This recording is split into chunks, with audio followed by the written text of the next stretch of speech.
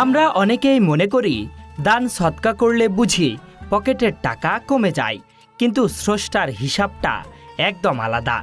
দান কখনোই সম্পদ কমায় না, বরং তাতে যুক্ত হয় অদৃশ্য বরকত, সমৃদ্ধি ও প্রাচুর্য।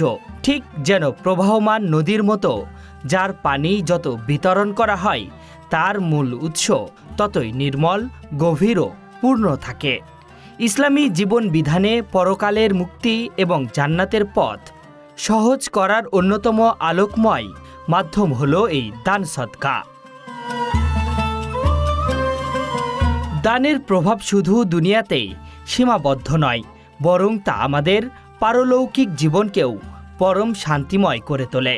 হাদিসের বর্ণনায় এসেছে, পানি যেমন দাউ দাউ করে জ্বলে ওঠা আগুনকে মুহূর্তেই নিভিয়ে দেয়, ঠিক তেমনি একজন বান্দার গোপন কিংবা প্রকাশ্যে দান তার পাহাড়সম গুনাহকে মিটিয়ে দেয়। হাসরের সেই কঠিন, ভয়াবহ ও উত্তপ্ত দিনে এই দানই জাহান্নামের লেলিহান শিখার সামনে একটি মজবুত ও রক্ষাকবচ ঢাল হয়ে দাঁড়িয়ে যাবে।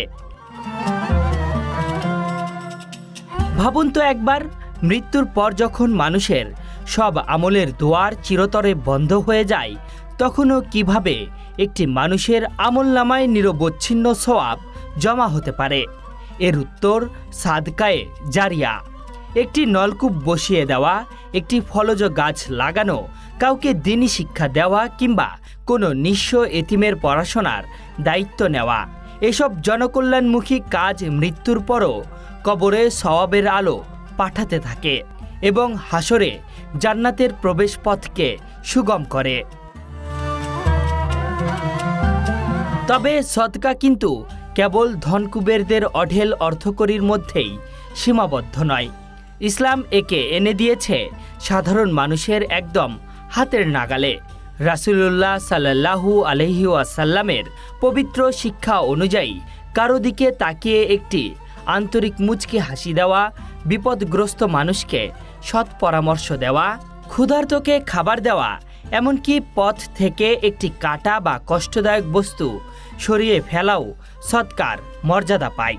অর্থাৎ মানুষের প্রতি দয়া, সহানুভূতির হাত বাড়ানো ও সহমর্মিতার প্রতিটি আচরণই জান্নাতের এক একটি সোনালী সিঁড়ি। তাই জীবনের শেষ প্রান্তে এসে অনুশোচনা করার চেয়ে সুস্থ, সতেজ ও সামর্থ্য থাকা অবস্থায় পরকালের জান্নাতের জন্য সঞ্চয় করাটাই বুদ্ধিমানের কাজ। জীবনের এই ক্ষণস্থায়ী আলো ফুরিয়ে যাওয়ার আগেই আসুন অভাবী মানুষের পাশে দাঁড়াই এবং তাদের হৃদয়ে স্বস্তি ও মুখে হাসি ফোটাই।